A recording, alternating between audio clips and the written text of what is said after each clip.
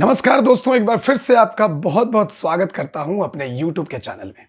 दोस्तों, आज के इस वीडियो में एक और टॉपिक पे हम चर्चा करेंगे। हालांकि ये जो क्वेश्चन है हमारे एक सब्सक्राइबर ने ही पूछा है, तो आज के इस वीडियो में उसी के बारे में बात करेंगे। तो क्वेश्चन जो है वो ये है कि सर, आर्किटेक्चर डिजाइन कहाँ काम आता है, आर्किटेक्चर डिजाइन में क्या क्या करना होता है, कौन कौन से सॉफ्टवेयर सीखने चाहिए और किस तरीके का ये करियर होता है।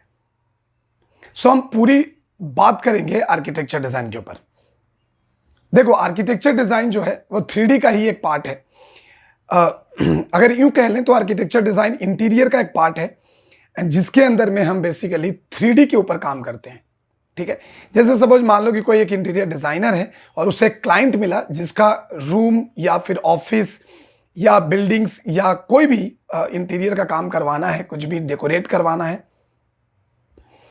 तो क्लाइंट को कोई भी रो हाउस को अगर इंटीरियर करवाना होता है तो वहां पे इंटीरियर वाले क्या करते हैं, जो इंटीरियर डिजाइनर होते हैं वो क्या करते हैं कि सबसे पहले क्लाइंट को ये दिखाते हैं कि आपका घर कैसा दिखेगा। राइट, आपका घर कैसा दिखने वाला है, घर में क्या क्या चीजें लगाई जाएंगी, किस तरीके से फोटो फ्रेम होगा, कहां पे आपका बेड होगा, बेड कलर कौन सा होगा, या फिर वॉल का कलर क्या होगा, वॉल में टेक्सचर कौन सा होगा, ऊपर जो सीलिंग लगा है सीलिंग में फॉल सीलिंग होगा कि नहीं, अगर फॉल सीलिंग होगा तो किस तरीके का होगा, क्या डिजाइन होगा। इन सारी चीजों के बारे में इंटीरियर डिजाइनर आर्किटेक्चर डिजाइन के जरिए अपने क्लाइंट को समझाते हैं। तो उसके अंदर 3D में ये सारी चीजें बनाई जाती है, फिर क्लाइंट को दिखाई जाती है, और जब क्लाइंट को ये पसंद आ जाता है देन फिर इसी के ऊपर फिर रियल जो प्लॉट है, जहां पे जो लोकेशन है, जो साइट है, वहां पे काम स्टार्ट हो जाता है। तो इससे क्लाइंट को क्लियर हो जाता है कि एग्जैक्टली मेरा घर कैसा दिखने वाला है, क्योंकि उसमें खर्चा करने के बाद हम नहीं देख सकते, चेंजेस नहीं करवा सकते। राइट, तो इसलिए जो इंटीरियर डिजाइनर होते हैं वो आर्किटेक्चर डिजाइनर को हायर करते हैं। अब एक आर्किटेक्चर डिजाइन होने के तौर पे अगर हम बात करें कि अगर आपको आर्किटेक्चर फील्ड में काम करनी है तो आपको वहां पे कुछ सॉफ्टवेयर्स आपको सीखने चाहिए, जैसे 3ds मैक्स हो गया, स्केचअप हो गया, उसके बाद रेविट आप सीख सकते हो, जहां पे एस्टिमेशन के लिए बहुत बढ़िया सॉफ्टवेयर है। और अगर आपको कैमरा वॉक थ्रू दिखाना है, अगर सपोज आपका क्लाइंट बाहर है और उसको अट्रैक्ट करना है और उसको प्रेजेंटेशन अच्छा दिखाना है, तो आप कैमरा वॉक थ्रू कर सकते हो। कैमरा वॉक थ्रू बेसिकली होता क्या है कि उसमें हम कैमरा का एनिमेशन के जरिए हम लोगों को समझाते हैं कि एग्जैक्टली आपका घर जो है किस तरीके से दिखेगा। उसमें पूरा घर होता है, ना कि सिर्फ एक कमरा। ठीक है, तो उसमें पूरा घर होता है, तो पूरे घर का वॉक थ्रू हम कैमरे के जरिए वर्चुअली कराते हैं। अब यहां होता क्या है, अब अगर हम बात करें कि आर्किटेक्चर डिजाइन कहां कहां यूज होता है, तो जैसा कि मैंने आपको बताया कि अगर किसी को अपनी दुकान की रिनोवेशन करानी है, घर बनवा रहा है, नया नया घर बना है उसका, और घर की इंटीरियर करानी होती है, जैसा कि आपने सुना भी होगा कि भाई मेरा घर का इंटीरियर चल रहा है या मैं अपने घर में इंटीरियर करवाना चाहता हूं, तो इन सारी चीजों में इंटीरियर डिजाइन का काम आता है, जहां पे आर्किटेक्चर का। बहुत बार लोगों को लगता है कि सिर्फ ये बिल्डिंग से रिलेटेड ही काम आएगा, लेकिन ऐसा बिल्कुल भी नहीं है। ऐसी बड़ी बड़ी जो फर्नीचर्स के शोरूम होते हैं ना, जैसे अगर आप बात करो, नीलकमल बहुत बड़ा चेयर का मैन्युफैक्चरर है, और इस तरीके से कई बड़े बड़े इंटीरियर डिजाइनर जो मतलब फर्नीचर के दुकान होते हैं, जो शोरूम होते हैं, जो मैन्युफैक्चरर होते हैं, वो एक्चुअली आर्किटेक्चर डिजाइनर को भी हायर करते हैं। वो लोग भी वहां पे 3D वाले आर्टिस्ट को हायर करते हैं कि उनको अपने फर्नीचर बनवाने होते हैं कि भाई हमारा फर्नीचर कैसा दिखेगा, और उसकी लिस्टिंग करानी होती है ई-कॉमर्स वेबसाइट पे, बाद में वही सेल होता है, उस हिसाब से ऑर्डर आता है और मैन्युफैक्चरिंग होता है। तो वहां पे भी एज एन आर्किटेक्चर डिजाइनर आप काम कर सकते हो, वहां पे भी आपका बहुत ज्यादा डिमांड होगा। कोई भी प्रोजेक्ट जब स्टार्ट होता है, सपोज मान लो कि एक 7 वंडर पार्क बनने वाला है, तो वो 7 वंडर पार्क तब तक पास नहीं होगा उसका टेंडर जब तक कि आप उसका वॉक थ्रू नहीं दिखाएंगे कि एग्जैक्टली आप क्या प्लान कर रहे हो। तो वहां पे भी आपको इसकी जरूरत पड़ेगी। अगर सपोज मान लो कि कोई प्लांट बन रहा है, कोई प्लांट मतलब क्या, फैक्ट्री, अगर कोई फैक्ट्री बन रहा है या फैक्ट्री लेटआउट बन रहा है, तो वहां पे भी आर्किटेक्चर डिजाइनर का काम आता है। जो लोग पूरे चीजों को 3D में डिजाइन कर देते हैं और फिर वो टेंडर के लिए अप्लाई किया जाता है। अगर आप बात करें लाइक विजुअल मर्केंटाइजर होते हैं, जो पैंटालून, बिग बाजार, आप जियो मार्ट देख लो, ऐसे कई जो शॉपर मतलब जो बड़े बड़े मॉल हैं, बड़े बड़े ब्रांड हैं, रिलायंस, उसमें भी जब इस तरीके की कोई मॉल बनती है ना, तो वहां पे भी आर्किटेक्चर डिजाइनर का जरूरत पड़ता है कि एग्जैक्टली हम हमारा जो मॉल का लेआउट होगा वो कैसा होगा, या फिर हम अपने मॉल में जो सामान रखेंगे वो कहाँ रखेंगे, किस तरीके से दिखेगा, वो सारी चीजें वो लोग 3D में प्लान करते हैं। तो एक अच्छा खासा आपको काम रहता है। साथ ही साथ फ्रीलांस में अगर देखी जाए तो फ्रीलांस में भी बहुत ज्यादा काम आता है आर्किटेक्चर डिजाइनर का।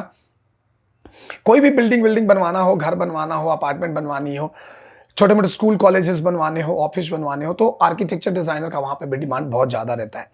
क्योंकि जो लोग आर्किटेक्ट सीखे होते हैं उनके अंदर में इंटीरियर डिजाइनर होते हैं, और जो लोग इंटीरियर डिजाइनर सीखे होते हैं उनको 3D की इतनी डेप्थ नॉलेज नहीं होती है, तो वो लोग आर्किटेक्चर डिजाइनर हायर करते हैं डिफरेंट डिफरेंट इंस्टीट्यूट से। ठीक है, अब बात करते हैं इंपॉर्टेंट पॉइंट्स की कि एक आर्किटेक्चर डिजाइनर की सैलरी कितनी होती है। देखो, अगर आप फ्रेशर हो, अगर आपके पोर्टफोलियो जो है वो काफी शानदार है, काफी बढ़िया पोर्टफोलियो आपने बनाया है, तो मान के चलो कि आपकी स्टार्टिंग जो सैलरी होगी वो 17 to 25 के बीच में होगी। 17 से 25 हजार रुपए तक आपको मिल सकते हैं। और ऐसे कई बड़े बड़े स्टूडियोज हैं, कंपनीज हैं जो लोग 3D डिजाइनर को हायर करते हैं, खास करके जिनको आर्किटेक्चर का नॉलेज हो।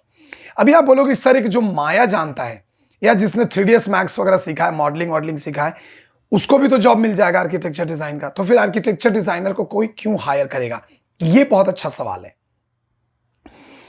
मैं आपको बता दूं कि जो लोग 3D डिजाइनर होते हैं, लाइक माया में किया हो, ब्लेंडर किया हो, या फिर मैक्स में किया हो, और उन्हें कार मॉडलिंग आती है, प्रॉप्स मॉडलिंग बहुत अच्छे से आती है, उनकी जो सबसे बड़ी प्रॉब्लम ये होती है कि उनको मेजरमेंट का उतना अच्छे से नॉलेज नहीं होता है।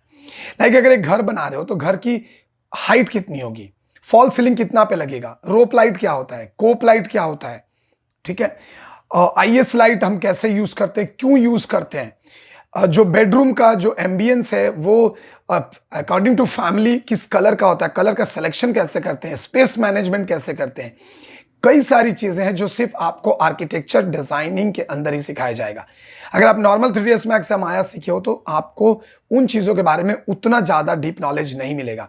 अगर मैं बोलूं कि ओवरहेड जो किचन होता है, मॉड्यूलर किचन होता है, मॉड्यूलर किचन में कितने रैक लगे होते हैं, उसके जो स्लाइडर्स होते हैं वो उसकी हाइट कितनी होती है, उसमें थिकनेस कितनी होनी चाहिए, ओवरहेड जो लगा होता है वो कितना होना चाहिए, चिमनी गैस से कितना ऊपर होना चाहिए, बेड की हाइट क्या होती है, बेड कितने तरीके का होता है, गद्दा कितने इंच का होता है, उसका कितना कितना साइज होता है गद्दे का, एक चेयर की विद एंड हाइट क्या होती है, जमीन से ऊपर कितना होगा, डाइनिंग टेबल में अगर डाइनिंग टेबल है तो उसके हाइट के हिसाब से चेयर का क्या सिस्टम है, डाइनिंग टेबल से चेयर के बीच में डिस्टेंस कितनी होती है। ये बहुत सारी चीजें हैं जो आपको डिटेल में सीखनी चाहिए। कटिंग्स किसको कहते हैं, कारपेट एरिया क्या होता है, ऐसी बहुत सारी चीजें हैं जो आपको सिर्फ और सिर्फ आर्किटेक्चर डिजाइन के अंदर में सिखाया जाएगा। तो इसलिए अगर आप एक आर्किटेक्चर डिजाइनर हो और एक बंदा 3D डिजाइनर है जिसको मैक्स माया बहुत अच्छे से आता है, वो भी इंटीरियर डिजाइन कर सकता है, लेकिन उसको मेजरमेंट का बहुत इश्यूज होगा, उसको वहां पे समझ में नहीं आएगा। और माया में तो वैसे भी हम लोग मेजरमेंट नहीं करते, माया में मेजरमेंट बहुत प्रॉब्लम करता है अगर आप आर्किटेक्चर डिजाइन की बात करें तो। ठीक है, सो सारी चीजें आपको क्लियर हो गई होगी। और अगर आप एक एक्सपर्ट हो, काफी आपका 2 साल 3 साल का एक्सपीरियंस रहा है, तो 30-35 हजार रुपए आराम से मिलेंगे। और यहाँ पे अगर आप फ्रीलांस करते हो तो आपको स्क्वायर फुट के हिसाब से आपकी चार्जेस डिसाइड होती है। अगर सपोज मान लो कि आप 50 रुपए स्क्वायर फीट ले रहे हो, और अगर 100 स्क्वायर फीट का कोई घर है तो 100 इंटू 50 यानी कि तकरीबन आपका 5,000 रुपए का काम हो जाएगा। हालांकि 100 स्क्वायर फीट का कोई घर नहीं होता है, लेकिन मैं एग्जाम्पल के तौर पे आपको समझा रहा हूं। तो काफी अच्छा खासा इनकम आप कर सकते हैं और काफी अच्छा खासा करियर भी बना सकते हैं।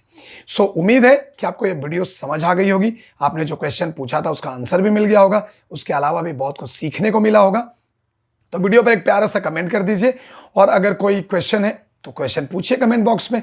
अगले ही वीडियो में आपके क्वेश्चंस का समाधान लेकर मैं आपके बीच हाजिर हो जाऊंगा। सो इसी के साथ इस वीडियो में रखते इतना ही। इस वीडियो को देखने के लिए बहुत बहुत धन्यवाद। मिलते हैं हम आपसे नेक्स्ट वीडियो में, तब तक ले दीजिए हमें इजाजत। जय हिंद, जय भारत।